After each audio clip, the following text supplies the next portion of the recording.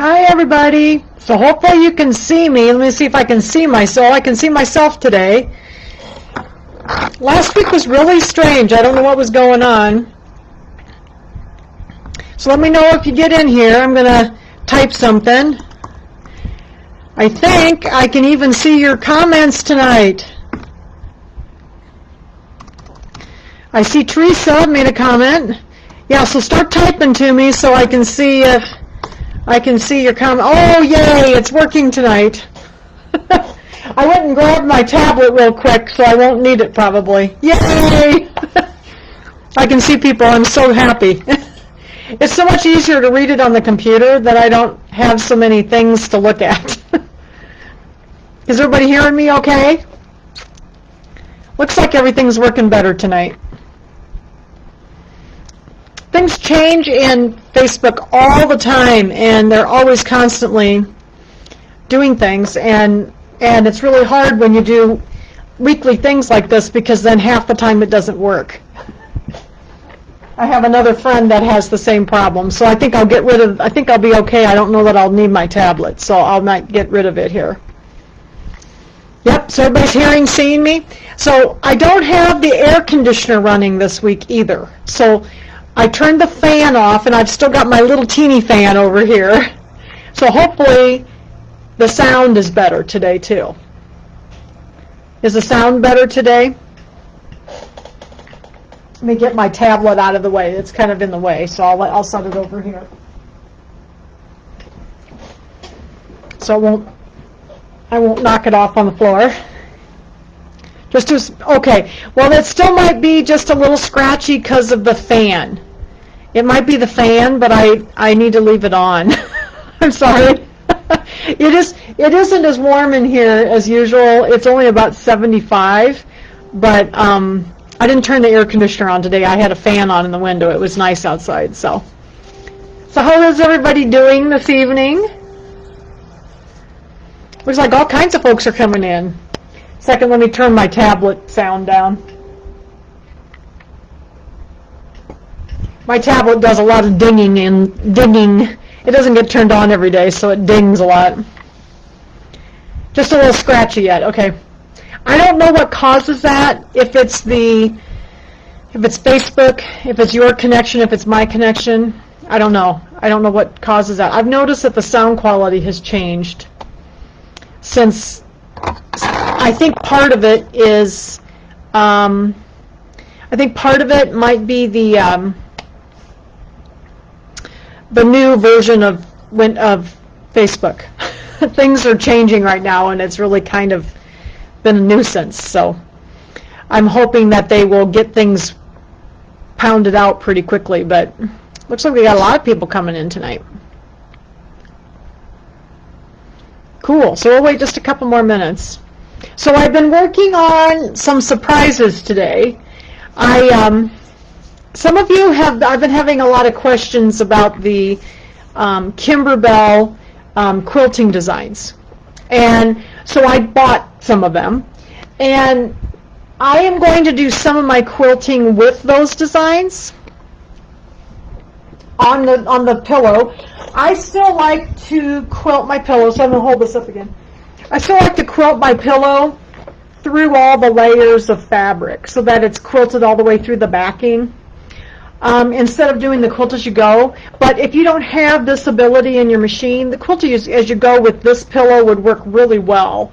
Because what you're going to do is you'd quilt like each block, and then you would quilt the backing, and then you would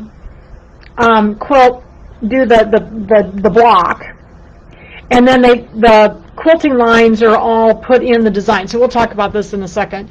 And then you would actually quilt the sashing all in one piece, and the instructions show you how to do that. And then you would quilt this sashing in one piece, and the instructions show you how to do that. So that is and then as you quilted, you would quilt the piece, and then you would sew them together. So it would be all quilted, and then you sew it together, and all you're going to have on the back of it is going to be like no-show mesh stabilizer. So which would work fine for a pillow. I think that would work perfectly fine for a pillow.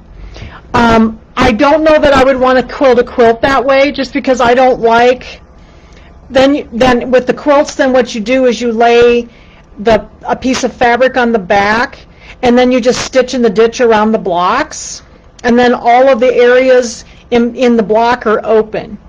So it depends on if you like that look on the backs of your quilts.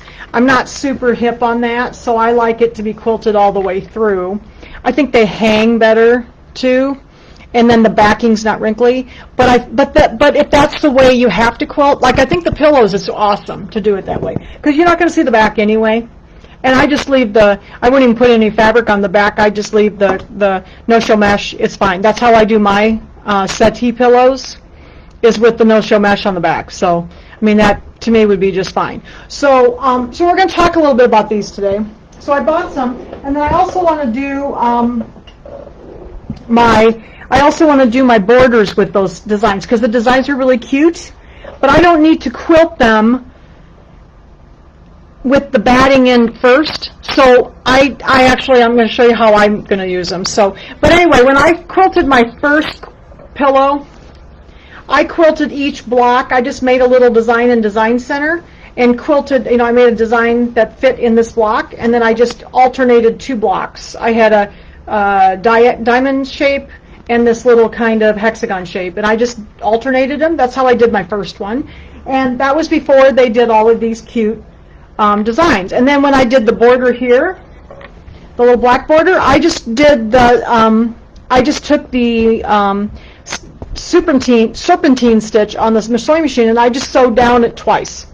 And I thought that looked really cute, so that's what I did with this pillow. But we're going to do the other one differently, just because they have these designs now. And I'm still going to quilt the centers like I did this one, because I like them done that way. But I'm going to show you how we could utilize some of those other designs, which are really cute. And they're seasonal. They have some bats and some...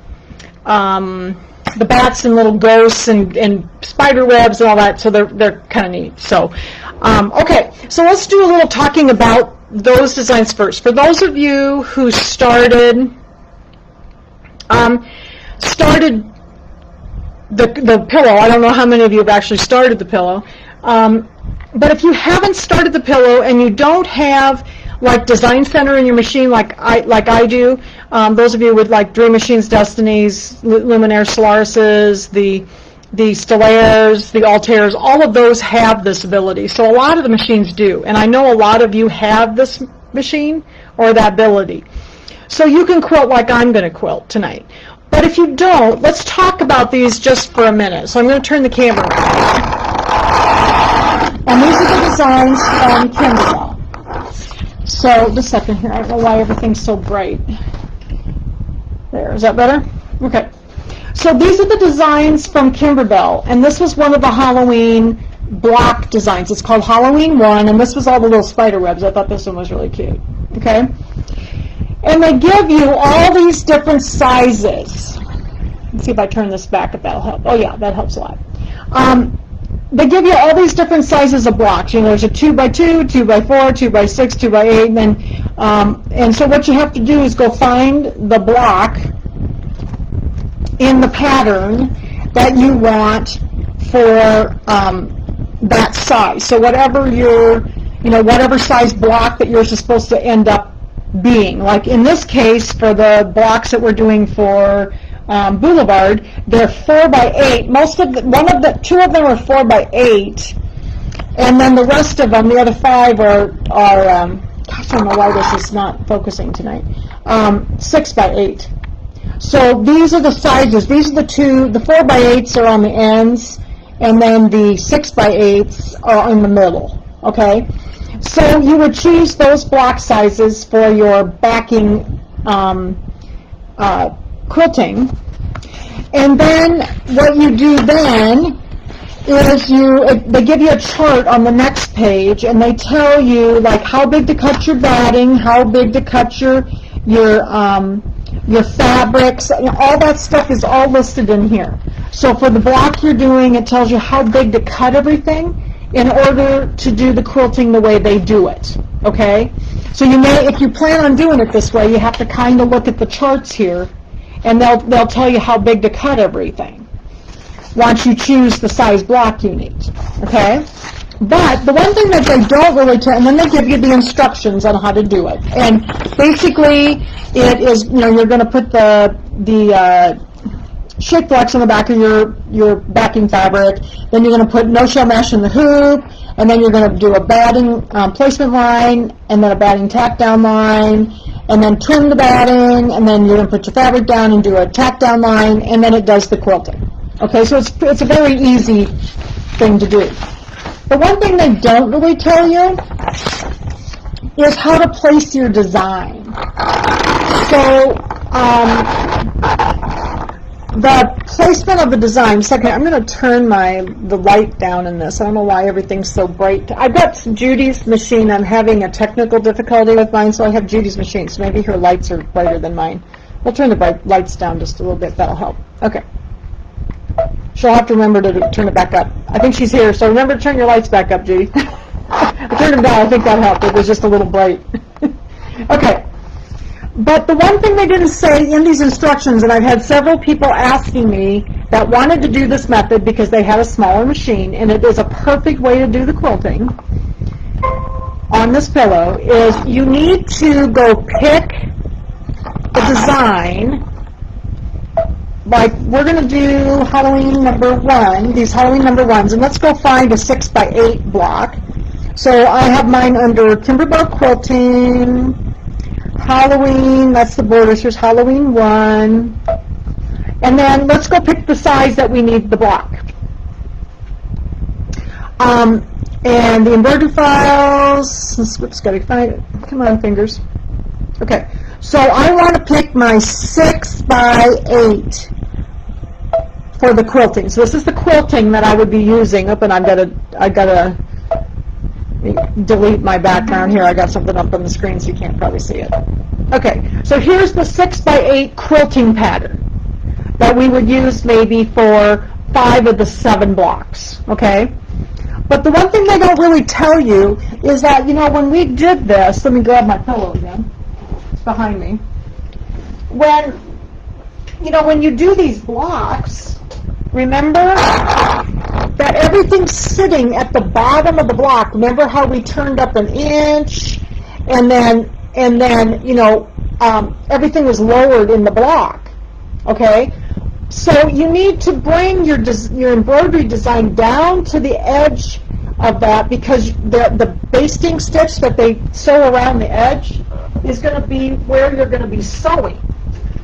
And so you need the design to sit at the bottom of the block, okay? So so we want to do the quilting first, obviously. Then you hit set, and then I'm going to go hit add, and I'm going to go get my design. So I'm going to go back to my stick, and I'm going to go to, where did I find it here? Twilight Boo-Levard, here it is. And I'm going to go grab my design that I want for, let's say we're going to do Broomhilda's Bakery. Okay, so let's go grab Broomhilda's Bakery. But see, when it brings it in, can you see how it's kind of centered in the block? But we want the block to set on the sashing at the bottom. So while this is selected like that, you can hit set, and then I can go edit, and I can move, see? And I can move that down so that it's going to sit down at the bottom of the block on that sewing line. So you need to see, I think it's going to be I'm trying to see where the end of I think it's going to be the outside line, because that was the fabric tack down line. So you want it to be on the fabric tack down line. So that way it's going to be placed correctly, so that they're all going to be able to line up at the bottom like we lined them up, when we folded up the inch and the way I did it. So that was one of the questions that people were struggling with, is that they don't tell you that, because these designs come in centered. So if you want it centered, that's fine, but not your houses are not going to line up then on the bottom. So that's the difference with these designs, is that some of their blocks are cut so that they they fit in a different spot. They're not just centered on the block. They're actually, like this one was at the bottom. So we would need to move all of these down to the bottom, and then you also would not have to sew out the placement line, which is step number 1, and the outline, which is step number 2, or the basting stitch. Okay, does that make sense? So you would just skip those 2 steps and then go on to the applique. So hopefully that makes sense. So if you're going to do if you haven't started yet and you want to try these, they have 3 different ones. So this is number 1 that has the spider webs, and it's all different sizes. So they give you, I don't know how many designs there are. 1, 2, 3, 4, 5, 6, 7, 8, 9, 10, 11, 12, 13, 14. There's 14 designs in here. And they're all different sizes of blocks. And then number 2 is like, Halloween 2 was like little pumpkins and witches' hats and all that, and little spiders. And there's even, I think there's even more designs in here. So there's about 14 to 16 designs in each one of these. This one says 14. And then number 3, I think there might be a few more in this one, because it also had some designs that, like, they did some that were horizontal and some that were vertical on this one. So all of these could be combined also. Like, if you wanted to do different ones, you could do different ones for each block. You know, if you didn't want them to be all the same, you could make them different. So, yeah, Carol, are you getting along okay? And with them, Carol's saying that she's using them. So these are the 3, like, the background blocks, but just remember when you bring these in and go to use them, that you have to bring your design down to where you're going to sew it at the bottom, and it's going to give like a basting stitch all the way around, and that's what you're going to sew against to sew the blocks together. So hopefully that makes sense, because they're going to make that the right size then. And then you just need to bring your design down so that they're all sitting at the bottom instead of centered in the block, okay? So that's the first thing I wanted to talk about, is I know some of you are doing your blocks this way, and it's going to look beautiful this way. They have tons of really cute little designs, and I think they did a really good job on them. They have a bunch of other kind of plainer ones, you know, like some more generic ones that could be used for all different kinds of things. So if you go to kimberbell.com, if you scroll down the main page just a little bit, make sure that you, and then click, there's a little arrow that says Kimberbell Quilting on it now. They put a new link up on the front. It was hard to find them. Click on there, and then you can go look at all the different ones. They've got a couple pages now. And there was also some that they made for love notes, so some of you were working on love notes, okay? But this one here is the way you would have to do that. Is you got to move the embroidery design to the bottom, like where you're going to sew along the bottom, and then there's a little extra space at the top, just like ours ended up that I did without the batting, but it was done like that in the hoop, the way they did it. So this is just a little different, okay? And then the other one that they had is they had this Halloween borders design. And the borders, there's all different sizes of borders. There's a 1-inch, 2-inch, 3-inch, 4-inch, 5-inch, 6-inch border, okay? And these are just the border ones, like the border designs. The 1-inch designs are just little bats, and then the bigger ones have like bats and ghosts and little stars and stuff on them. So these are the coordinating borders that are just the borders. So, and then it gives you the instructions on these. You're actually going to, again, since these are quilted first and then assembled, you would quilt the entire border and then sew it on to the pillow blocks, okay? And so it gives you all the information, and you know how big you have to cut things and all that type of thing, and it gives you all the information about doing it. But you're going to, and then it shows you how to do it with your piece, you know, your pieces of sashing that are all long and everything. And whoops, I just lost one of my.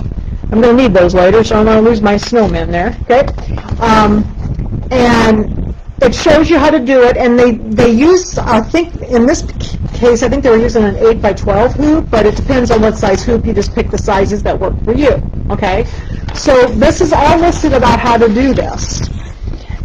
However, I am going to use these. I love these borders. I thought these were really cute. I'm going to use these in a different way. I'm going to use these. I wonder if my fan's causing the problem. Sorry, guys. I'm I'm going to use these in a different way. I'm going to take out, I opened this up in my, the borders up into my PEP software, and I took out the batting placement line, tack down line, the fabric placement line, and the fabric tack down lines. I took all the lines out and just left the cute thing. And I'm going to show you something else on our machine tonight. A lot of the machines have this. It's a border function, and it really works really well, and it connects it all together for you. So if you don't want to have to mess around by trying to twist it and turn it and use the camera and use the projector, you can actually use this function and it will do it for you, and it uses the snowman. So I'm actually going to show you that tonight. That's how I'm going to do my borders, but I did open those up and take out the batting, placement lines and the fabric placement lines. Okay, so I just have the design left. So we're going to talk about that tonight. So this is what I did. I was playing with this today, and I haven't quilted my pillow yet, but we're going to do a couple of other blocks too. But this is my little sample. Okay, so this is my sample borders. So here's the little 1-inch border. I made a little border. Oops, I'll turn it right side up. Okay. So I made a 1-inch border, and I just drew it on a piece of fabric, and that's the little bats. And then I made a 3-inch border, because it's 3 3¼ and then you have a 1/4-inch, seam over here. So, and this is my 3-inch border, and there's my little border with the little cats and the little ghost and the bats and stuff on it. So that's the ones I'm going to use, and these though I'm going to use with our machine border function that is in the machine. Now this border function with the snowman was in the machine starting with the Quattro if you had the upgrade in it. And it's something that has been in the machines for quite some time. So everybody that has the Destiny's Dream machines, Quattros with the upgrades, Solaris's and Luminaires will have this border function.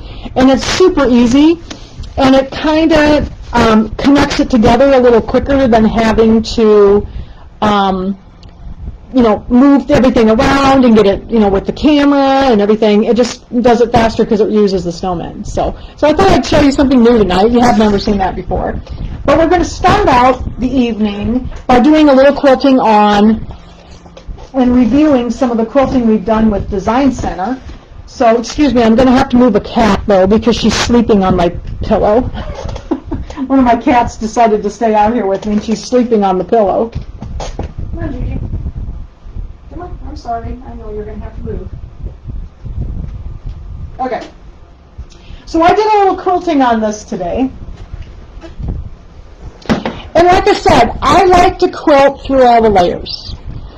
And it's not necessary that you do that. You can quilt as you go. That is going to be a perfectly acceptable way to do this. I just like to have the stability of having, see, I've got just a piece of muslin on this. So let's talk a little bit about how I assembled this too, because we didn't really do that yet. But I like the stability of having the stitching through all the layers. So what I did with this is I sewed together, trimmed, and we talked about trimming last time. I sewed all my blocks together. So all my blocks are sewn together. The one thing I would tell you, with the shape flex, open the seams flat because they seem to lay better when they're quilted than turning them to the side. With that shape flex, it's a little stiffer. So I did all of my blocks, sewed all my blocks together, and you can see them all sewn together here. Then I took my sashing, which is the black pieces that go on the top and the bottom, sewed them on, and I did press the seams towards the outside on these. And I sewed this one on first. I did have to trim mine a little bit because I must have made something a little bit small here, so I had to trim a little bit. And then I sewed all these little squares together. In the book, it kind of gave you an arrangement here, and what I did is I went through this little arrangement that's on page 25, and I just wrote the number of the fabric that I had used for that, and so that way it was kind of already scrambled up for me so that I didn't have to try to figure out, how to put these in and have them look nice. So I just kind of went by their little drawing here. That really helped me a lot. So I'm not very good about arranging things without, having two like right on top of each other. So I actually used this, and it was pretty random looking, and it looked nice up here in this picture. So that's what I did, okay? Then I stitched them together, end to end, and it's the long way. So the long way is going horizontally, and the shorter way is up and down, okay? So they're kind of funny, it's kind of funny blocks, they're rectangular blocks on here. So I just stitched them on, then I put them onto my sashing. And you will have to trim these a little bit because these turn out just a little bit longer, and so make sure that you fold when you get your strips all, your blocks all sewn together, fold them in half, and fold your top in half, and then make sure that it's equal distance on both sides. That's what I did, and then I just had to trim about a ½ inch or so off on each side, okay? Did that on both sides, because that's pretty self-explanatory. All of the sewing instructions are on page 25, and it takes you through it. It's quite simple. They do some simple piecing, and that's the one thing I love about Kimber is they have some traditional piecing in all their quilts. Nearly all their quilts have some sort of traditional piecing in them for the people that are quilters as well as embroiderers. So that's why I really love their designs, because I can do quilting, traditional quilting, plus I can do my love of embroidery. So, okay, so what I have done then on my sandwich here, I got a little bit of this quilted already. My quilt sandwich is a piece of muslin on the back. Okay, if you want to make this into a wall hanging, put a pretty piece of fabric on it. I'm going to make mine a pillow, so I just used muslin. I have a lightweight cotton batting. This is Dream Cotton Request. I like this lightweight batting when I'm using embroidery hoops. It's just easier to hoop it. And then I laid my pillow top on, and I have done pin basting. So I've pin basted this. You can see the pins here. Okay, I don't use spray adhesive. That's fine if you like to use spray. I'm just kind of a pinner, so I've always used pins, and I just used a fairly large, kind of medium-sized safety pin. Okay, and I just take them out as I go. All right. So then what I have done is I went ahead and chose the hoop, and I like to use my snap hoops when I do this. This thing is very flexible. So does anybody have any questions so far? Is this kind of making sense? I think everybody kind of knows how to put these together, but I wanted to talk to you a little bit about the new Kimber method of quilting. So with that method, remember, you will not be sandwiching. You will be sewing the blocks together after they're quilted. So you will see the seams on the back of your pillow, and you'll probably just have batting back there. Okay, so there's nothing wrong with that. It's going to look just fine. Okay? All right, so what I've done now is I have chosen a hoop that I thought would work well with this block, and this block is 6 by 8. So I have my 8 by 12 snap hoop, and the snap hoops work really well for this method because you can get them in there. I can move the pillow around and not have to take the hoop out of the machine. And we've done this a couple times before, so you've seen me do this. So we're going to do this a couple of blocks again tonight, and then I'm going to show you the border function. May just do one block and then show you the border function, okay? Just to review about how we've done this. So I'm going to go ahead and put this in my machine. And what I'm using for thread, I'm just using a number 11 embroidery needle. And what I'm using for thread, I'm going to push this back to the back of the machine here in a second. So it doesn't, I may have to roll it a little bit. It's a little bit stiff when you get to this one side. So I have a number 11 embroidery needle, and I'm using my long arm thread that I use on my long arm. I use it in my machine to quilt with. It's really nice thread. It's Madeira Aura Quilt is what it's called. We carry it at the store. There's about, I don't know, 50 colors or so. I don't know if there's that many, maybe 40 colors, I don't know. There's quite a few colors though. And I have most everything, I do most of my quilting with it just because it isn't shiny. I'm not real big on shiny thread for my quilting. But you can use your embroidery thread, you can use your cotton or your Orfill, whatever you want to use for quilting is fine. The embroidery thread works fine. I use it in the bobbin too usually. I like matching threads, so I usually use it in the bobbin too. So I have this hooped, and I kind of hooped it straight. I have to be a little careful with these magnetic hoops, not to get too many pins underneath the edges. Like this one has a couple, but it's okay. I try to keep the pins out from underneath here because sometimes they don't hold very well because the pins are kind of, holding it up. So I don't like to do that. So I've got this rolled up here. And I think that looks like it's pretty well centered. So now we're going to make our design. So this is that quilting in the hoop that I like to do with my design center. So a lot of you can do this, either with the camera or with the projector or with both. Okay? So let's go back to the screen here. We talked a little bit about Kimber new method. So we're going to get rid of this right now. And we're going to go ahead and we're going to choose our design. Now the one thing about these designs, when we looked, remember when we did the designs, originally we had those little basting stitches around there and we had the placement line at the bottom. So with that being said, I had to do something to alter those designs to get a stamp made to go around this. So what I did, I'll show you on my design center. Okay, so these designs out here are the ones that I have altered, that I just named what they were. And this is Bella's Boutique, I think. So we're going to do this one. But the original one had all those extra lines in it. So what I did, I think this is it right here.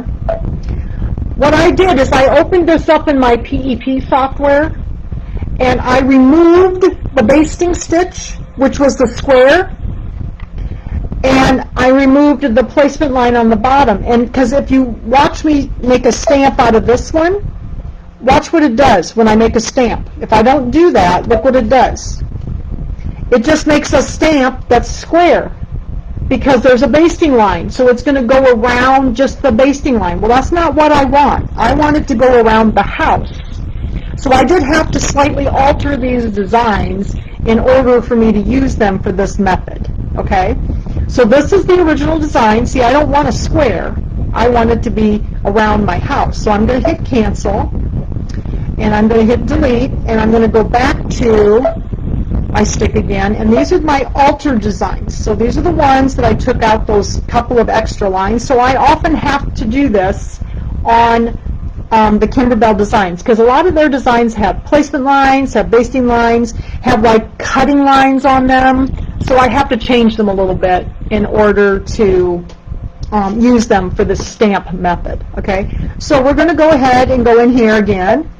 And these are the ones I've altered. What I do is I rename them so that I know that those are my altered ones, and I put them away from my original designs. So if I need to do this again, I won't get them mixed up. Okay? So we're going to do Bella's Boutique. That's this one right here.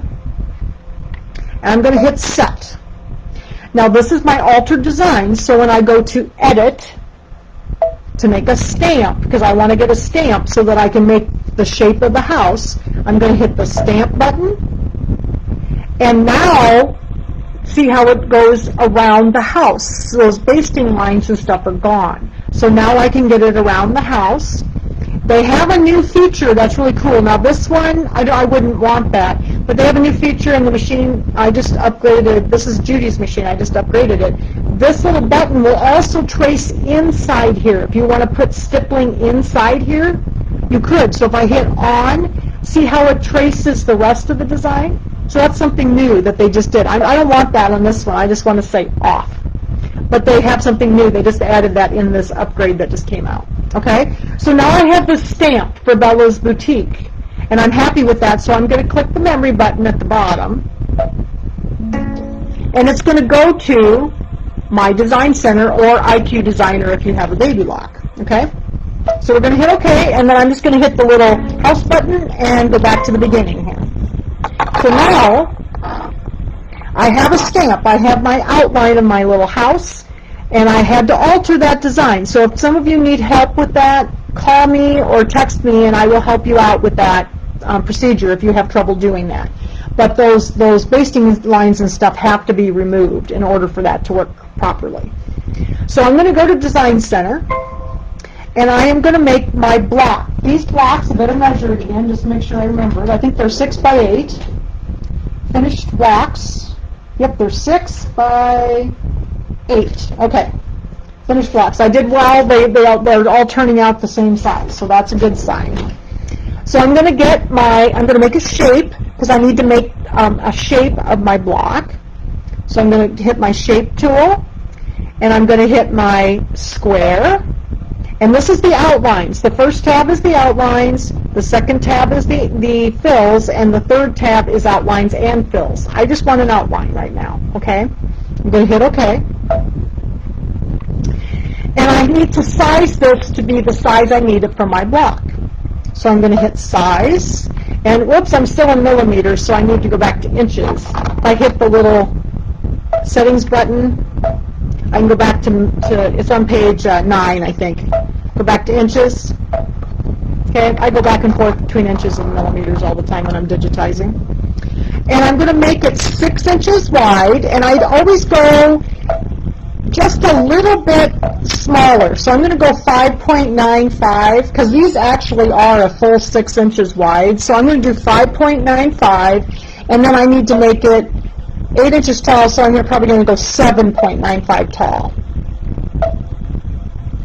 That seems to work out pretty well for me, as long as your blocks, but you'll need to measure your own blocks. So if your seams were a little deeper, they might be a little smaller. Okay, so I've got a 5.95 block and a 7.95 block, the size, 5.95 by 7.95. So I think I'm good with that.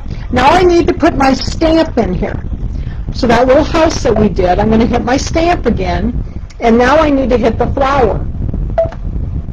And here's Bella's Boutique, the first one. Now the last one you did is the first one on the screen here, and I hit OK.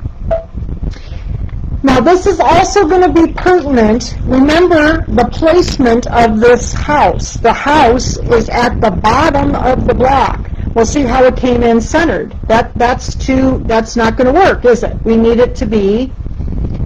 this to be at the bottom of the block, because that's where it's sitting. So I'm going to find the move buttons. It's weird. They don't put move on here anywhere. It's under size.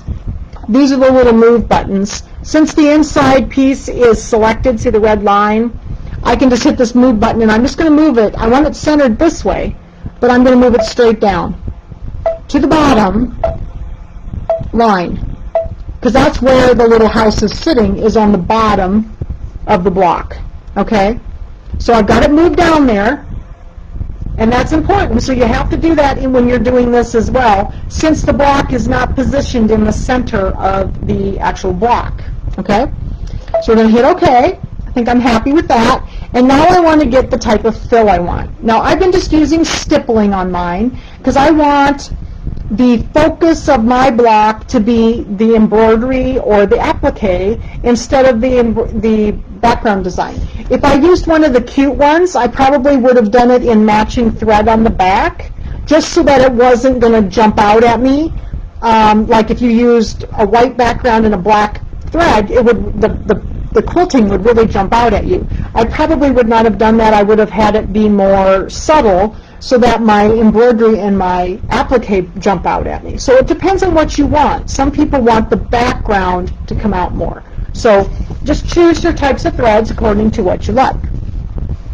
Okay, so I'm going to grab my properties. You can either hit the little piece of paper here or this bar up here.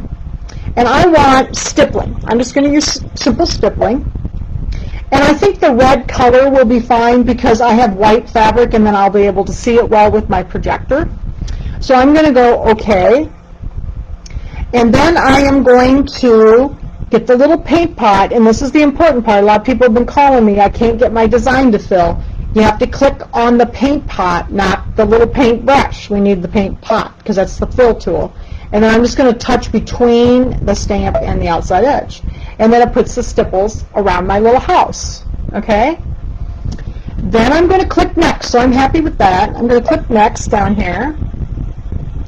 And I'm in inches again, and I learned to digitize in millimeters, so I have to go back to the settings up here again. Go back to page 9 and hit millimeters. Okay? And then hit OK at the bottom. And the stitch length is a little short for me, so I want to do 2.5 for the stitch length. And then it's a little on the dense side too. I don't think I really need the stippling to be quite that dense, so I'm going to move this up to 6 and make it just a little less dense. It's going to be a little more open then. And let's see what that looks like. It has to change. Now, those of you with Dream Machines and Destinies would have a preview button you'd have to hit. So you could change these things and then hit preview to see it. Ours previews automatically. So, and then the distance away from the edge, I just leave that at default normally. And then this last little button down here allows me to change the stitch to either a single stitch or a triple stitch.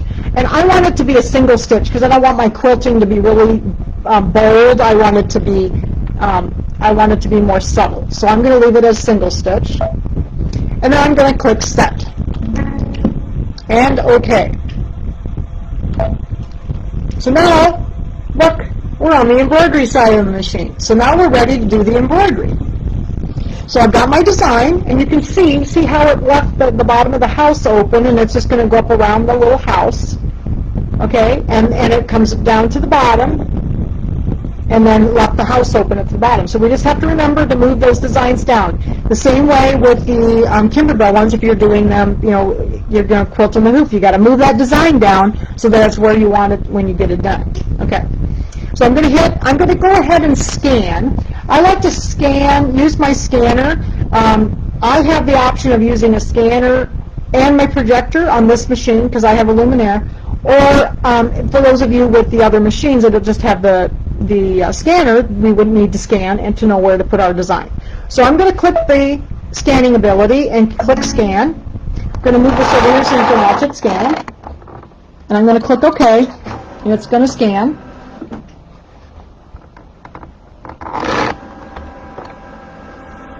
I've got a hair on the middle of my screen, so I can't see what I'm doing. Okay, so I got the scanning done, and now it's brought my picture of my block up on my screen. So what I'm going to do is I'm going to move this around until I get it where it's approximately where I want it. Now you can see I'm probably crooked. Looks kind of crooked there, so we'll see what happens with the projector. Sometimes if I'm really super crooked and I'm just using the camera, I actually re-hoop just so that the quilt's in there a little bit straighter, because sometimes it's hard to get it lined up. So as you can see, I'm pretty crooked. There's a big space down here. So I think with my projector I'll be able to get it straight. Okay, so now I'm going to go ahead and hit Embroidery and go to the embroidery screen. And at this point on my machine, I turn on my projector. I'm going to click the little projector icon. And I did turn these lights down a little bit, so hopefully you'll be able to see the projector. With the red light, you usually can. And you can see on the screen here, see this little screen, that's the projector. And I'm going to move the projector with my finger, and I'm going to move the design with the little moving buttons down here. Okay, so I'm going to move this up so I can see the top of it. And I'm going to show you I don't know if you can see this or not. It's so hard. Let me try turning it down a little bit more. Denise, thank you for that little tip about turning off the light, but it still is a little hard to see, but you can see it better. Except then I have to try to find the light off. I can remember what page it's on. Yeah, brightness. Let's turn it all the way down. Okay, we'll turn our camera back on and see if we can see a little bit better.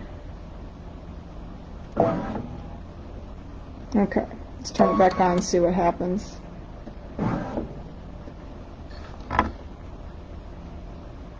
There we go. Maybe you can see. Can you see it a little bit better on the screen? I don't know. It's always hard with all these lights, so I don't know if you can see it.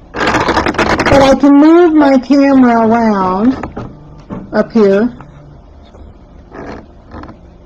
I wish you could see it. I just don't think you're going to be able to see it tonight. I've even got all the lights off, and I can see it really well. So I'm going to have to move. This is very crooked up here. You can. I don't know if you can see it, but there's a very crooked spot up here. So I'm going to have to turn this design quite a bit, because obviously my design, I didn't hoop very straight. a couple of degrees actually, and I'm going to move it up a little bit, the design. I'm going to pull my camera over. See, everything's, you know what, I know what it is. Just a second, let me turn off one light in my sewing room.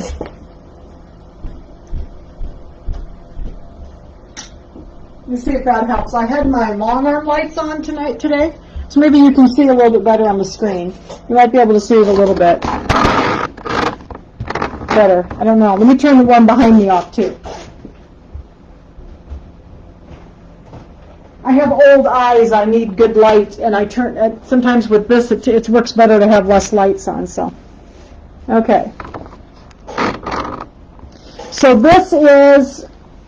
I've got the camera line. I'm lining it up. I'm moving it over. I have to move it over just a little bit, and it looks like it might need to go up a little bit. Then I can move my projector down. Let me try doing a gray and see if that helps at all. Yeah, nothing's letting me see. So I don't think you're seeing any color on the screen. I'm so sorry. I wish you could see this because it's so cool, and I've tried all the different things that I could think of to make it better. I think that looks pretty good. I'm going to move it down a little bit more, so I'm just pulling that little box around until I'm happy with where I have it set. But I can see it real well. Whoops, except that now I just moved it. Whoops! May have to go back and do another pass here because Jan just had a little accident and pushed it too far. Oh yeah, pushed the button down too hard, you know. Let's try that again. I've done this lots of times. I'm always doing that. If you hold the button down, the design goes down really fast, which is a bad thing if you've already had it where you wanted it. So that looks better. Let's pull it down a little bit again on this side and see if we got it lined up pretty well. So I'm just lining up. And if some of you have not been able to see this on the screen and want to come into the store, I will be happy to show you how this projector works. It is so cool. And I actually would have had it fairly close if I would have just used my camera, because I would have needed to rotate it just a little bit, and then I would have been fine, because I mean, it looks good on the screen. I'll show you what it looks like on the screen. So, yeah, it looks pretty good. I think it needs to bump over just a little bit, though. But when I use the projector, I kind of use the corners to help me, okay? But if you look at it now on the screen, and my screen's kind of dark, so let me turn some of the lights back on again. Makes all the lights kind of low, so I'll turn some of the lights back on again. Let's see, that one, here we go. Let's turn this one up a little bit. There we go. This one should be on 3. Okay. So when I go back to the screen here, you can see this is the just the scan, and see if I would have just moved it just a little bit, see how it looks very good on the screen right now. But I did do the final placement with projector. Denise says she's loving the projector now that you have it. I really do. At first I wasn't sure what I thought about it. I wasn't sure that I would like it, but I just really, really like it. And the camera is accurate, but not as accurate as this projector is. You know, this gives me the final placements so that I can really get things where I want it, okay? So I do really like it. I am going to go back and look at this just a little bit again. Looks pretty good. I think we'll be okay now. All right, so I'm going to hit OK.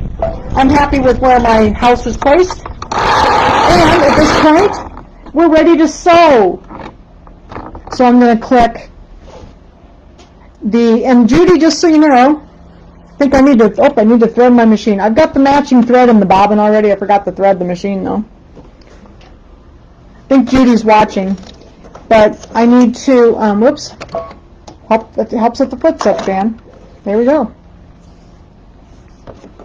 Thread the machine works a lot better. It sews a lot better that way. Okay, there we go. There is a new, there's a little button in the settings on these luminaires that some of you don't know. I'm going to show you, those of you that got these machines. The one thing that we've always had to do, you know, before we start embroidering is to lower the foot, right? Because, you know, in order to get the light to turn green, you have to lower the foot. Well, the luminaire has a new feature. It's on page 8, and it's embroidery foot auto down. And if you turn that on, so the machines don't come with it on, so you have to turn it on. If you turn that on, see how my foot is up right now? See the light's green. And now I can just touch the go button, and it goes. So I don't have to lower the foot anymore. I really like that feature, but you got to go turn it on page 8. If you don't have it turned on, go turn it on. You'll love it.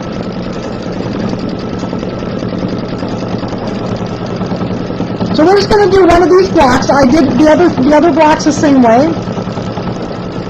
Is Upgrade 2 worth the money? Yes, it is, because Melody, it has a lot more, it has more quilting designs, more design center designs, and more designs in general, but then it has more of those border function designs, because I use that all the time.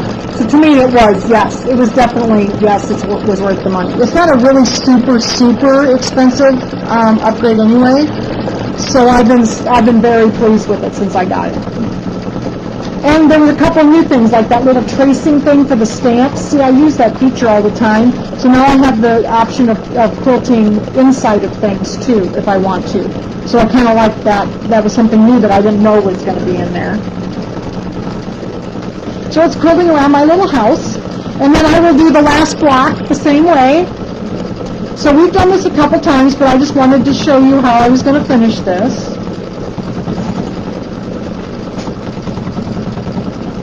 I think we're getting about done here. Got all these.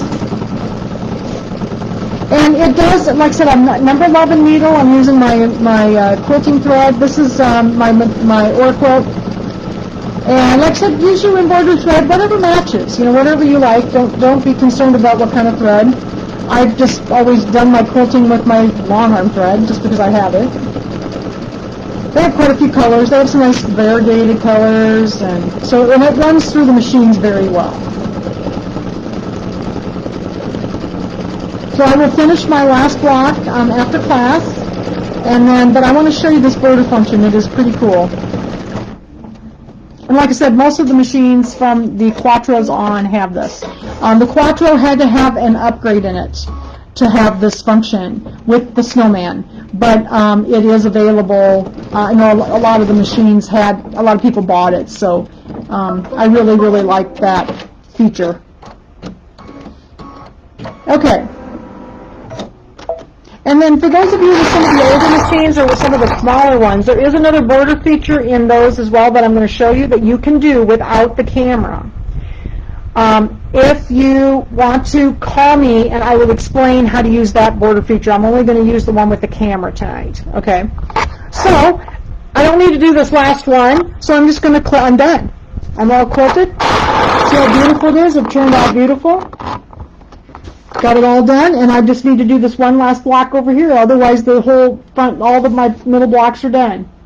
Okay? So I'm going to go ahead, and I'm going to show you this border feature. So this is the way I'm going to do my borders. I'm not going to sew on my borders tonight. I'm going to sew on a piece of fabric so you can see what I'm doing, okay? Because I didn't think you'd be able to see, because I'll probably use black, and I didn't think you'd be able to see anything. So, okay, so let's turn this back on so I can see.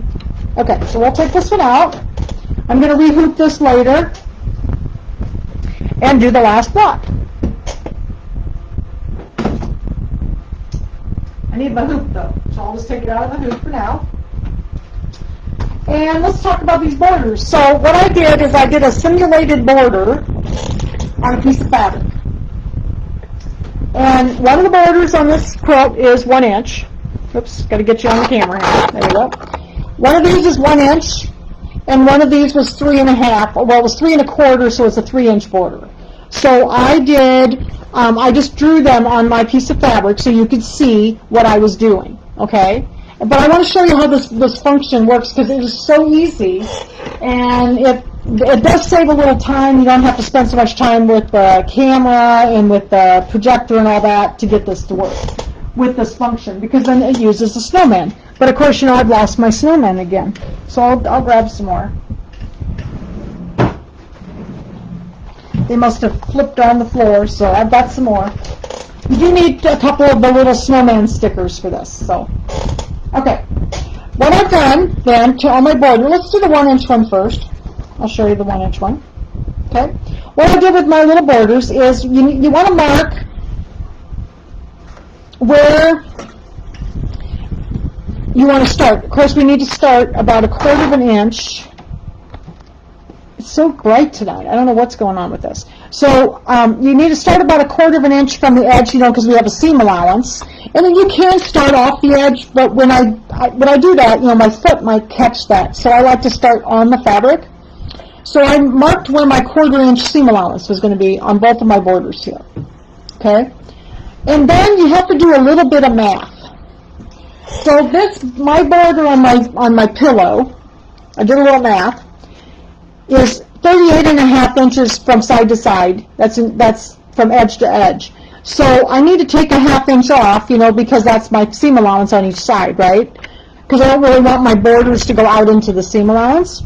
So that left 38, I divided that by 4. And so that means that I can have 4 hoopings, because I'm using a 9x12 hoop, so I need to do a 10-inch design, because the 12-inch one's too long. So I thought, well, that'd be a pretty easy one to do. So I'm going to do 9.5-inch designs. So I like them to come out like even. So when I use this border feature, I like to do a little math so that my borders come out with my seam allowance, you know, within my seam allowance. So I'm not sewing over the ends. Now you can if you want to. It's perfectly fine if you sew into your edge. Like when you do edge-to-edge quilting on a long arm, you sew off the edge of the quilt on both sides, and you do sew into that. So it's fine if you want to do that. So, but I wanted mine to stop like at the 1/4 of an inch mark on each end. So I need to have a 9.5-inch design. So remember when we did this, I'm going to use those little designs that I bought. So I want to do embroidery, and I'm going to go find those little border designs, and they were in Kimber Quilting, and then Borders Halloween 1. And, oops, you know, I might have put them in a different spot just a second, because remember I had to take those batting lines out, so I think I stuck them somewhere else. I think I stuck them just in the quilting folder. I think I put them at the bottom. Here they are. So here's the 1-inch one, okay? And it's actually, they say it's 10 inches long. Got to go back to my, second here, I've got to go back to my inches so I know how long things are. And I'm going to get rid of that little stand that we had. Just have to go back here and get rid of that in the settings. Okay? And, okay, there we go. So when I look at this, it says that it's 9.29 by 0.81. So it's actually a little short. So I can fix that so that I can kind of get this to be even. So I can actually fix that by setting it. And then I'm going to size it just a little bit, and I'm just going to pull it out a little bit so that maybe I might only need to hit it like maybe once or twice. So if I hit it twice, it's too long. If I hit it once, it's the right size. So now 4 hoopings would be 1/4 of an inch from each end, and it's going to come out even. Okay, so I kind of like to do that when I use this border function. I like to have everything come out even. Okay, so now what I need to do is put this in my hoop. So my little mat border here. So pretend this is my quilt. I'm trying to figure out what is so bright that's causing my camera to have all this glare. Isn't that weird? I've never had this problem before, but this isn't my machine either. This is Judy's machine, so let me see if she's got something turned up that I don't normally have turned up. Go back to the settings again, that's where all that stuff is. Let's see, screen brightness, I want that. Let's do the light brightness, let's move it down. Okay, can you see better now? I just turned some of the lights down. I know I have some of the lights turned down on mine, but I didn't realize I had them done that much. Okay, there we go. So I need to get this in my hoop, and I'm going to use my dime snap hoop. This is the 8x12. And the only thing about this border function, you do want to get it in here relatively straight. Okay, do the best you can getting it in here straight. Oops, I didn't realize I wasn't hooked up, so stuck in here. Just hook the bottom in. It's easier for me to hoop if I actually hoop the bottom, or attach the bottom and then I just hoop it. This seems to work better for me. But you do want to kind of get this in here as straight as you can, because it works a lot better if it's straight. It does work without it being real straight, but I always have tried to do the best I can with it. Okay. There we go. I think I've got some.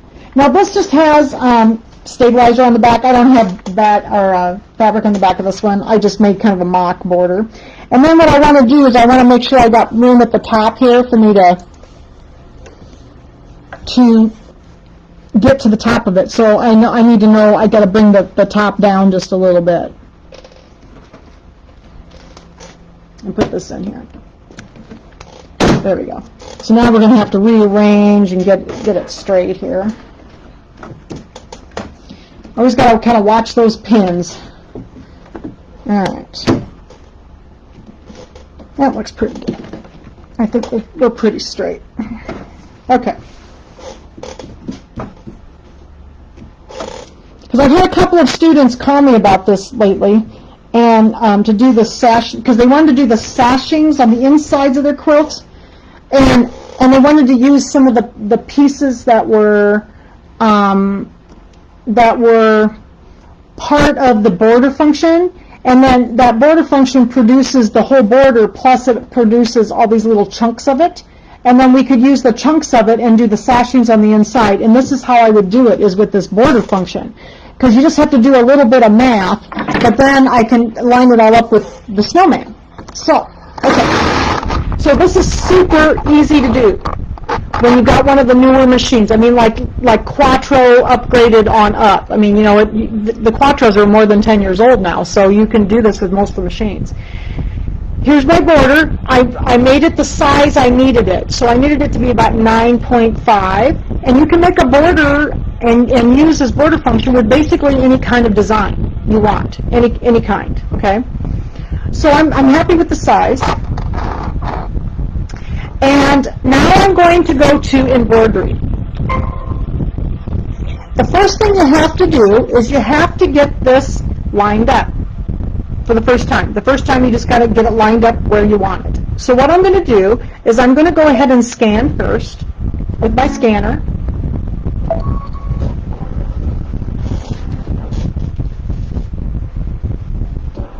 And hopefully it won't hit my pin, so it's scanning. Okay? And you can see it here. You also see my finger. I stick my fingers in there all the time, so I'm going to hit close. We'll move this over so I can get it kind of roughly where I want it. Okay? And we want it to start where that line was. You know, I put that line in there. That's my 1/4 inch seam allowance. So I'm kind of got it kind of where I want it. Okay? Now I can see it's kind of crooked. So if we go to layout and rotate, I need to rotate it this direction. So we're going to rotate it just a little bit. Let's see here. That looks pretty, that's better. I mean, kind of, I still think it needs to go a little bit. It's still a little crooked. I'm just doing about 1 degree at a time. That's better. Okay, and then I want the little tip of that bat wing to be up here, right on that 1/4 inch marking line, so I'm going to move it up. So I'm kind of roughly where I want to be. And if you just have a Dream Machine or a Destiny, this is how you would do the whole thing, see? Is you would line it up with the camera. Well, I'm going to use my projector now also to help me to make sure that I've got it where I want it. So let's turn the projector on. Hopefully after I turn the light down you can see a little bit better, but I'm not sure. Okay, so we'll turn the projector on. I don't know if the white, The gray or the black might work. Maybe the black. Ooh, hey, look at there. You can see it. All right, so let's bring our projector over here and let's go up to the top. See how we did. Okay, so see, whoops, I got my bats way over here. So, you know, I didn't do very well when I lined it up. So we'll bring them over here to the beginning. Need to move them over. It was a little hard on the screen. I was having trouble seeing my one line, so I think I'm pretty happy with that. And yes, if you are just going to, if you're going to do this border, you can just do it with the camera. That's perfectly fine. I just wanted to show you this function because it's really cool. All right, so I'm looking at my border. I'm pretty happy with that. See, but see, it's a little, now I got it a little bit too turned, so I need to turn it back a little bit. Straighten it out a little bit more. See if I can get my fingers to work on the screen. And see, I'm still a little crooked. It's hard with this one because it's not really straight. You know, it's kind of it's curvy, so it's kind of hard to line it up. But you just got to get your first one lined up where you want it. And I do it with the camera and the projector, just like I do the other stuff. But once that's done, then you can then it will straighten itself out. I think this is looking better now. Let's look at it on the screen for a second. So see, it looks a little bit better now. I'm going to click OK, and let me look at my scan now and see where I'm at with my scan. I think it still could move over a little bit. I was having trouble seeing the one side of my line, so that actually looks better. I often do this with the scan and then just finish with the projector. I think maybe we're better. So let's look at the projector again here again. See what it does. I think we're a little bit better now. So pull this over. Oh yeah. So I still am just a little bit too far this way. This is a really narrow border to do, so I know I had a little trouble getting this going before. I think I want to reset the... I reset the angle because I think I went too far with it. Yes, you can see this, can't you? On the screen, isn't that cool? I'll have to remember what settings I use because this is really showing up well. Oh yeah, that's much better. Yeah, I just need to reset it. I don't think it was as crooked as I thought it was. That looks pretty good. All right, so let's make sure I like it where we're going to start because remember we wanted to start 1/4 of an inch from the end there. That looks pretty good. Let's move it up just a hair. So it's not too... There we go. I think that's good. So see, it's going to start at my 1/4 inch mark, and it's going to sew down.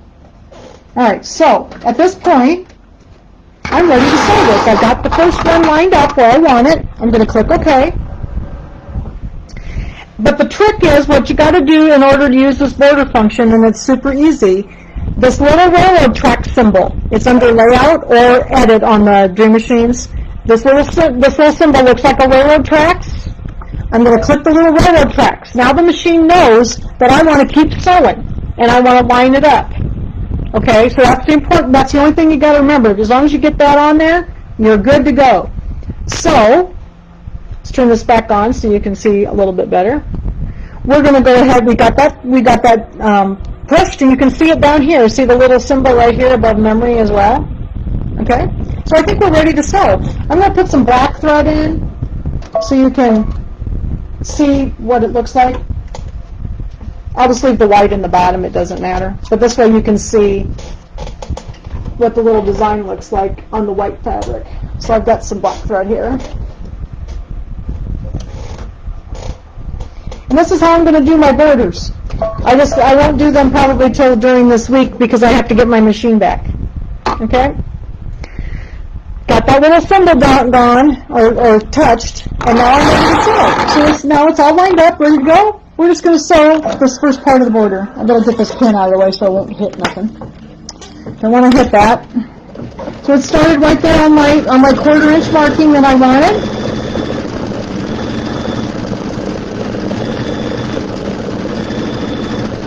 Gotta find my snowman. We're going to need those next. And this is so easy, and it's really fun to use. And you know, I always forget that I have it on the machine. But when I saw these designs, I thought, you know what, this is how we can do our sashings on our quilts, and we can do our sashings on this pillow. and a lot of you have this function. The older one, the older function uses the little tick marks, like the little sewn little marks on it, and I can show you how to do that someday. If for those of you who have the older machines or the smaller ones, you have that function too. And I can show you how to use that. You just have to line it up with the little sewn, like little tick marks instead. So there's our little bats. Okay, so there's where it ended. Okay, let's see what the machine is going to tell us. The machine tells us what to do. I like the machine when it tells me what to do. It says, embroidery is finished. Okay to connect the next pattern? Okay, so we're going to hit OK. Do not remove the material from the frame. Press OK key to select the next pattern. So we're going to be selecting that same pattern, and it was 9.47. In fact, I'm going to click OK. And remember, we're going to have to make it one thing smaller again. I forgot. I should have saved it. Once I get the size I want, I usually save it in the machine, and I forgot to do that. So forgive me. So we'll just go back and get it again. And it was in, whoops, Kimber Quilting. Remember, we just bumped it down one little bump. Okay, here, set. I'm going to edit, size, and we just bumped it down one bump. Just squished it down one. Oh no, we went up one. I'm sorry, we went up one. We went up one, and then I hit OK. So I just elongated it a little bit. Now you see down here, there's that button. What happened to the word embroidery? It's gone. This is now our embroidery button. So now the machine knows that you're ready for the next section. So what we have to do is just hit the little railroad track, and then it's going to come up and it's going to ask you, where do you want to put that next section? Do you want it on the side? Do you want it on the top? Well, I want mine on the bottom. So I'm going to leave it where it came up as default, and it defaults at center and centers it on it. So I'm just going to leave mine alone. That's where I want it. Okay? Then I'm going to click OK.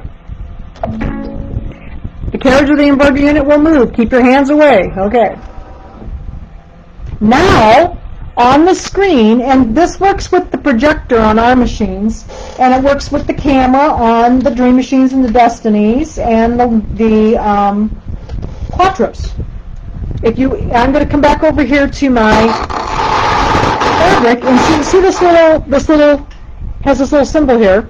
It says affix the first embroidery positioning mark on the material securely. It tells you right on the screen, so that the mark is inside of the red frame. The carriage of the embroidery unit will move after pressing the scan key. So that's the scan keys right here. So I'm going to go down here, and look, there's the little snowman guy. But look at him. He's upside down. His head's down. So we're going to put this little sticker on here and line it up, and so that his little body and his little head are right on that line. Okay? And sometimes, your fabric will move a little bit, so you have to kind of move it a little bit so that when you let go of it, it's where you want it. Okay? That looks pretty good. Sure, I got it stuck down to my fabric well. And it's a little hard to get them in there, but it turns out pretty good. That looks pretty good. So now I've got my little snowman sticker on there. I want to hit scan on the machine, and it's going to gyrate, and it's going to think about it a little bit here, so that it'll line up my next portion.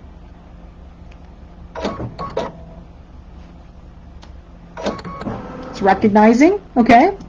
All right, now it tells me what to do.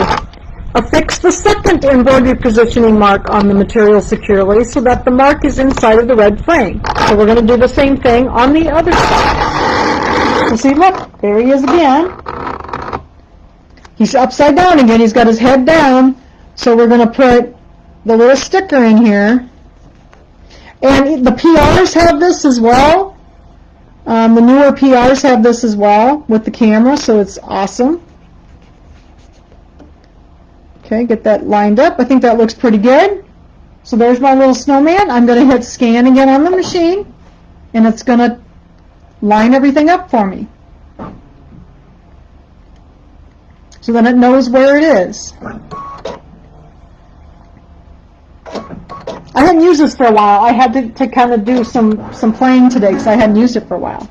Okay, so now it says, do not remove the positioning marks. Please rehoop the material so that the next pattern and the centers of the two marks are in the embroidery area. So in other words, make sure that you have it so that this whole area can be in the embroidery area of your frame. So I'm just going to pull this up. Pull up my top of my hoop. I'll do this so you can see what I'm doing, and I'm just going to pull this up. Now this would be where that, that new hoop that's coming out has those little clamps on it and the clamps on the side. So that might be kind of handy when you're doing this, so that it's straight. But remember, we got the snowman here. It's going to be straight no matter what I did. And I'll show you what I did on my little sample here. I actually didn't realize it, but the bottom of my fabric was crooked. And so I thought it didn't line up right, but my problem is actually my fabric was crooked. And so my design was straight and my fabric was crooked.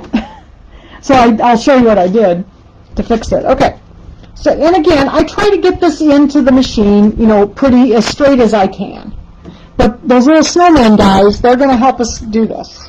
Okay. So I think I'm going to be okay. I think I might need to come over. Well, I think it'll be okay, though. I think it'll be all right. All right, so now we got it rehooped in here. Can you see the fabric? See, here's the snowman way up here. I'm going to hit scan. Yeah, I better get this. I'm not sure about those pins. We'll have to remove them. I think they'll be okay. Usually the foot is pretty good about missing them, but so it's recognizing, it's looking for the snowman.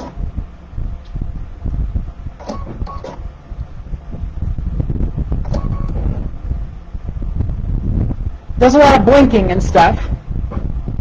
Looking for those snowmen.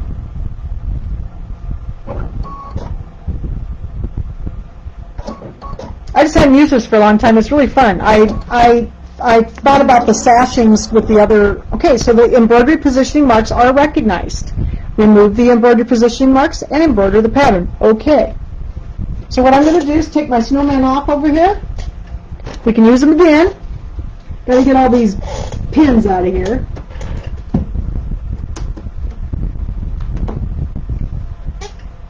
So we won't hit anything. I'll get this one out of here too. I think it'll be all right then. Okay. So now it's ready for part number 2. Let's see how we did. Let's see if it's straight. Again, I've got my foot's up. I've got that little thing turned on. I can just hit the button and it goes. Let's see if it lined it up. So the bat wings are now lined up. And yes, I could have done this with the projector by moving things around, but I kind of liked using this little function. I hadn't used it, and I thought it'd be fun to do. Something new to show you that you haven't seen before. A lot of the quilts have sashings in them, and this is the way we could do the sashings then.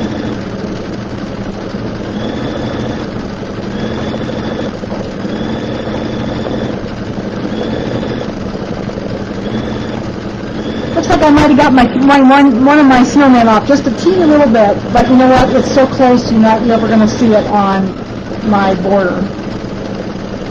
Now my star is just a little bit close on the one side. But I could have easily done that when I just used the projector also.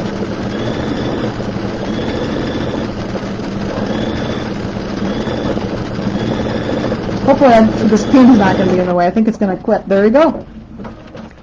So we're ready for the next section of the border. And if we wanted to continue, it's going to come up and tell us. It's going to come up and tell us embroidery is finished, okay to connect the next pattern, and you just keep going until you're done. So I was just going to do a couple of passes so you could kind of see. I must have got one of my snowmen just a smidgen off because I noticed that one of my stars is touching my line a little bit. I'll show you here. See one of the stars is just a little closer to my line than it should be. It should have come this way. So I must have gotten one of the snowmen just turned just a smidgen. But it's very, I mean, most of the time you would not see that. But this is just a fun way to do this, and you can just keep connecting and keep going straight, and it lines it all up for you. Okay? So would you like to see a little bit on the bigger border? So you can, it's a little easier with the big one. These little ones are really harder to do. So we can do a little bit. We got a few minutes. We'll do the larger border. Took that pin out of there. Let's do the larger one. This is a 3-inch border. I'll see if I do better with my snowmen. I have to be a little careful when I do these because sometimes I do get the snowman a little off. And you gotta, it's a little hard when you have batting in there because the batting will let it poke out, you know, it'll pop up on you a little bit, so you have to be a little careful. All right, so we'll get this back in here. And what I did is this border, you know, the other border, the one with the squares, is on the edge of the fabric. I'm going to have to come down this way, pull it down a little bit. So I made it on the edge over here, on the left-hand edge. So let me pull it over a little bit more so we've got plenty of room to work here.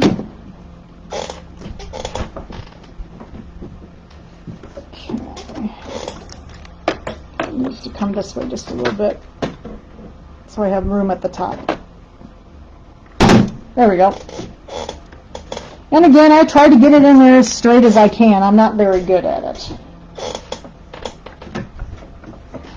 It's not too bad. I think it's still a little crooked, but it's not too bad. I can kind of look at my line over here because I tried to get it lined up. Okay, I think that's good. Make sure I don't have any flipping going on underneath here. All right, let's get this pin out of the way.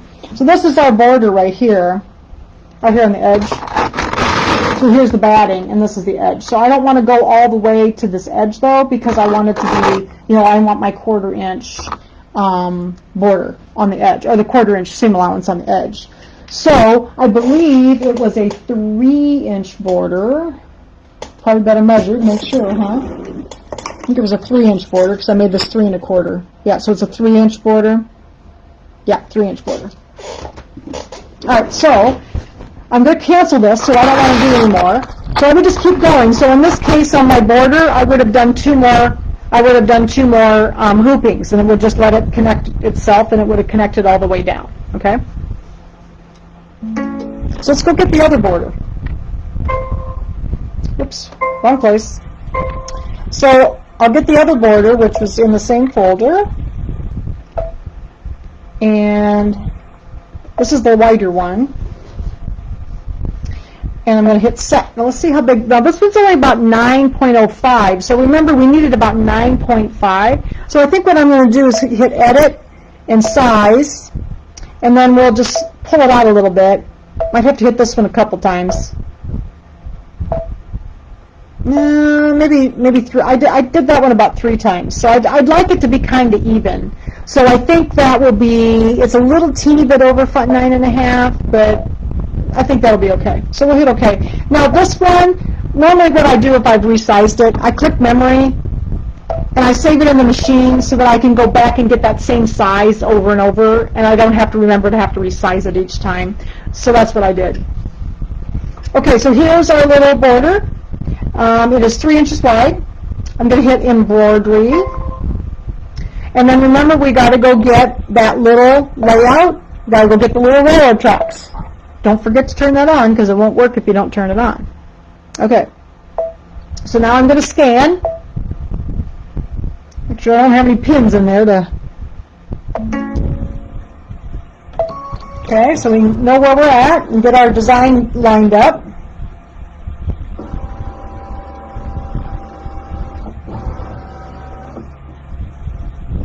I had fun doing this afternoon. I just hadn't used it for a long time, and it was really fun. Okay. So now I can see my design looks pretty good, but I want it to go this direction. I want to make sure I got that 1/4 inch allowance on it. So I'm going to pull it over a little, and then let's move it again, and we're going to move it up.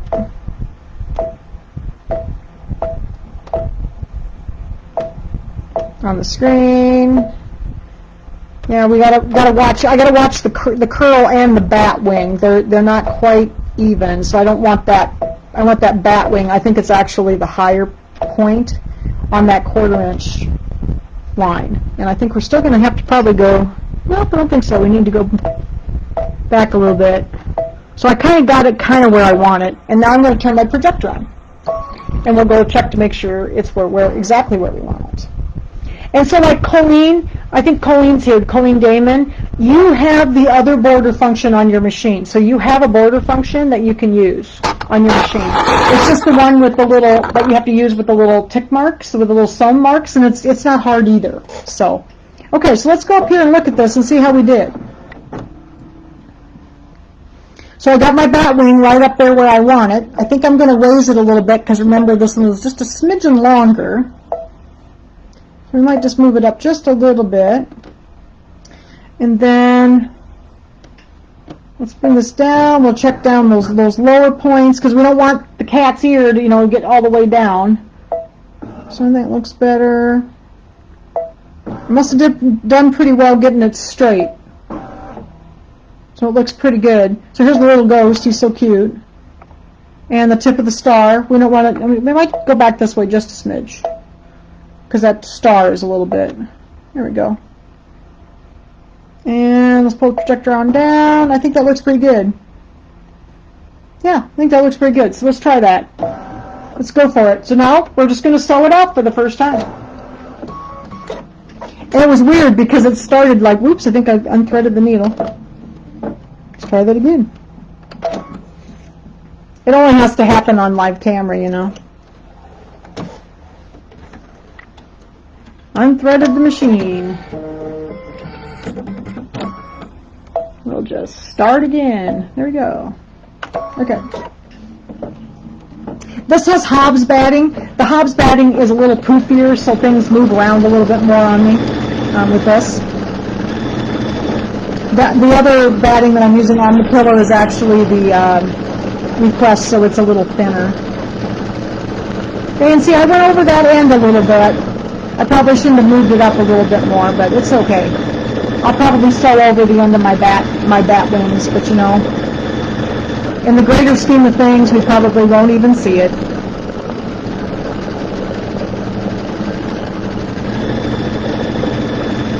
But I thought you'd enjoy learning a new function on these machines. This function's on most of them, and it is fun to use. If you've got a camera, it really is easy to use.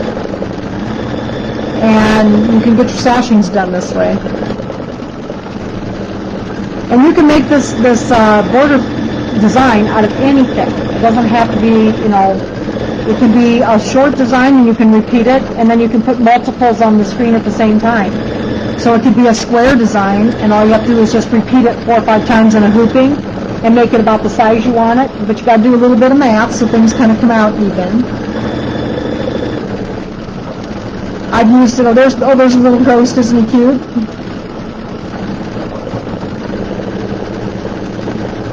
See if I can do better with the snowman this time.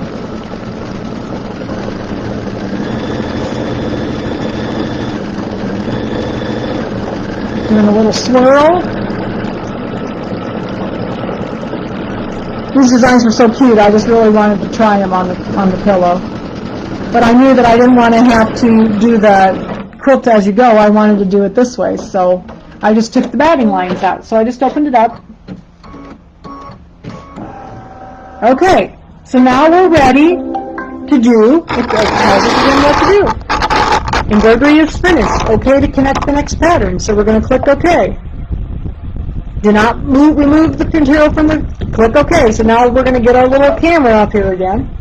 We have to go get our design. So remember this one I saved because I resized it. So we'll go grab it from my memory of my machine. Okay, and then there's the embroidery. Remember, embroidery is gone. Would the continuous border hoop work better for those designs?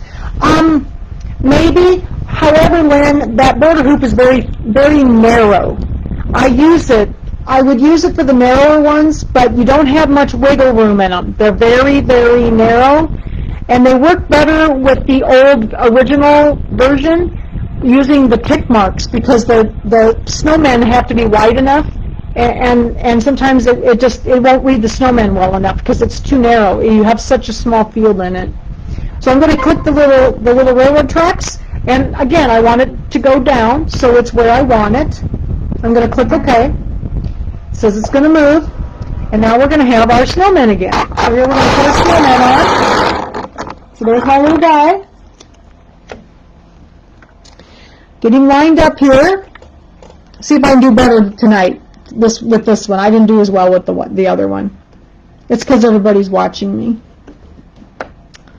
Okay, see if we can get it. You have to kind of, with the batting in there, it's a little hard. You kind of got to play around. See, I got it a little cockeyed yet. That's better. Okay? So it's still a little low. There we go. That's better. Okay? So there's the first one. We're going to hit scan on the machine. It's going to scan that little snowman sticker.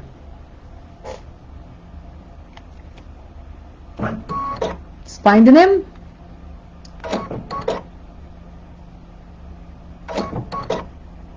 And you know, my lines over here might have actually been crooked to begin with. Again, I'll show you on my other sample. I fixed my line because I realized everything was crooked to begin with. So it finds the little design, has to find the little guy, and then it's going to put the other one on here. So here's the second one. Put this one on.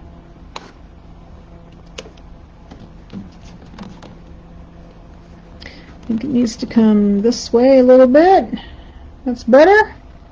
Okay, make sure this one's stuck down good. These usually last several uses. I'm going to hit scan again on the machine. So it's going to scan the second snowman.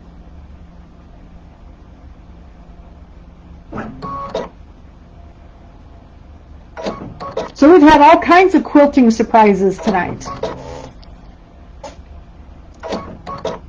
Got to learn something new. I had, like I said, I hadn't used this for a long time, and I was like, you know, I really want to use this due to these borders. So, and then I can use the snowman feature. Okay. So then it says, do not remove the embroidery positioning markers. We just got to reloop. So it told us what to do. I'm going to pull this up. Push this up here. Make sure we don't get too far in, so we got plenty of wiggle room at the top here. Snap this down. And remember, it doesn't really matter if it's crooked or not, because the machine's going to line it up for us. So I did get not quite up high enough, though. I need to push it up a little bit. There you go. Because those little snowmen will line it up for us. Right there. Gotta get rid of that. So I must have something messed up underneath here. There we go. Let's get rid of this pin out of here. So what if your fabric is not straight this time? Oh, I think it's okay. This time it doesn't matter, Jan, because the snowmen are there and it's gonna line up. It's gonna line up with the snowman. So I'm gonna hit scan now.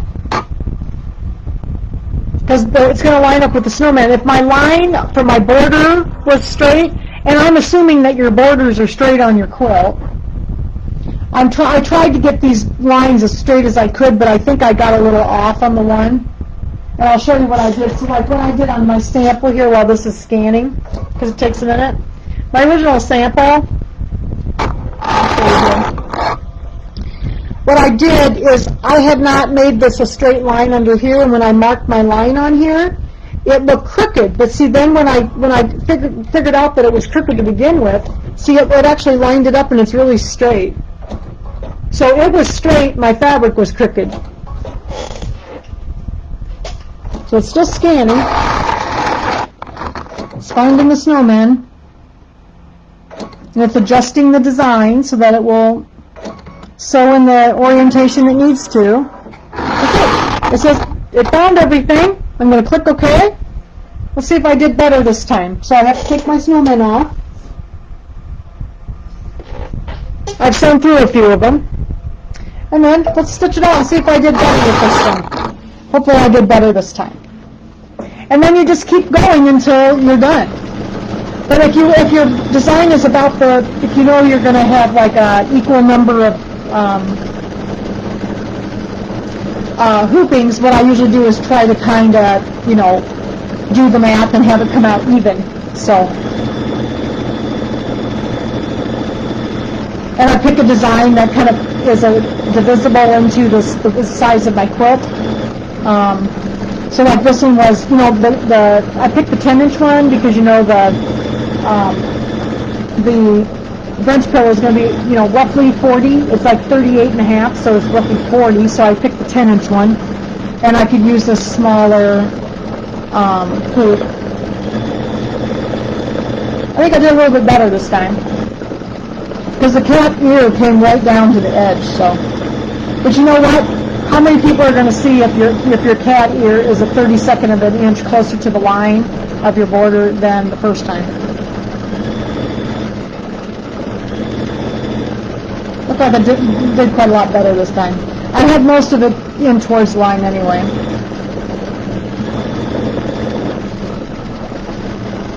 And then you just keep going. So then the next, second here. We got a kabobble going on here.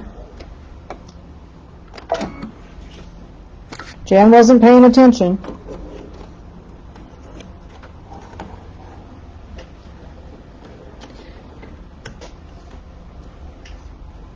Second hit, so we can finish it up. It's just about done. Had a little kabobble though. The second, I'm gonna make sure that my bobbin's okay. So if you get this, oh, guess what? I was just out of bobbin thread. I think is what my problem is. Something's going on with the bobbin. We'll just trim it. Is it done? I'll just put some bobbin thread in the bobbin so we can finish it up. We'll back up a little bit so you can see it. Everything like this has to happen on camera, you know. When you take these hoops in and out too, did you notice that I'm pushing in on this and I'm not using the hoop because you're gonna slide that. You don't want to do that. So let's back up a little bit. Here we go. Yeah, it was just running out of bobbin thread. Sometime I think I need to blow Judy's machine out. It must not have, the sensor must not have activated. There we go.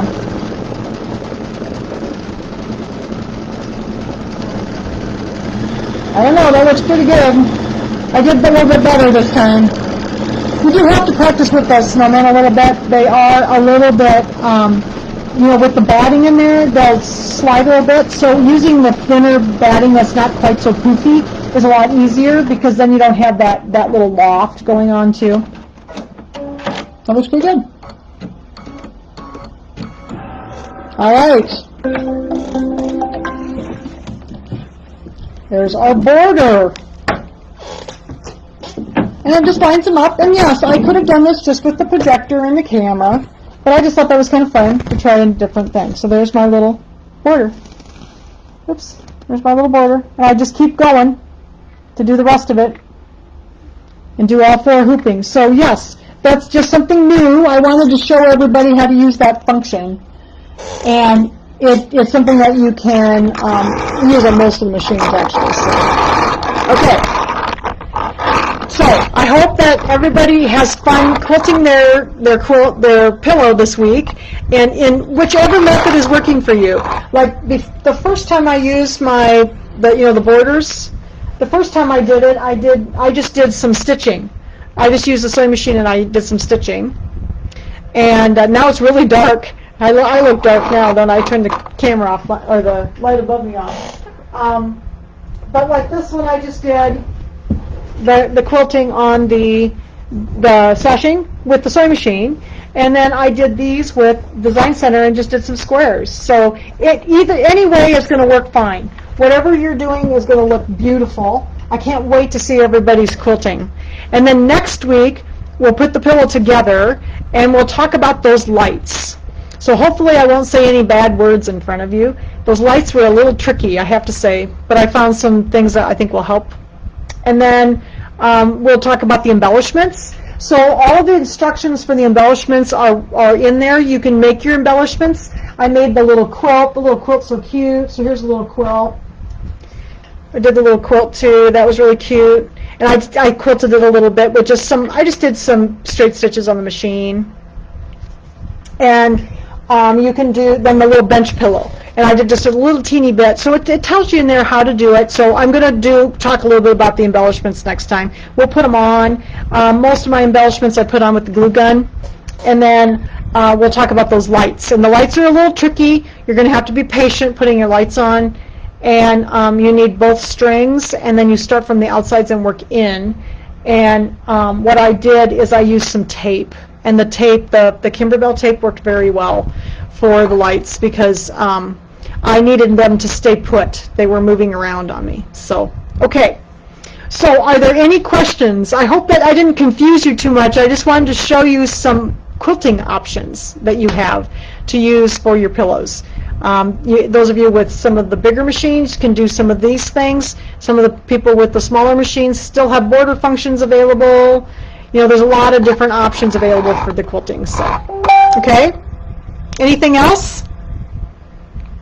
Anybody have any other questions? Okay. Well, you know, I look very dark, don't I? Just let me turn that light back on. I have a light behind me that I always have on that it just illuminates this back corner. This corner is so dark. So, all right. So, if you have any questions, let me know. Next week we'll work on the embellishments and putting the pillow together.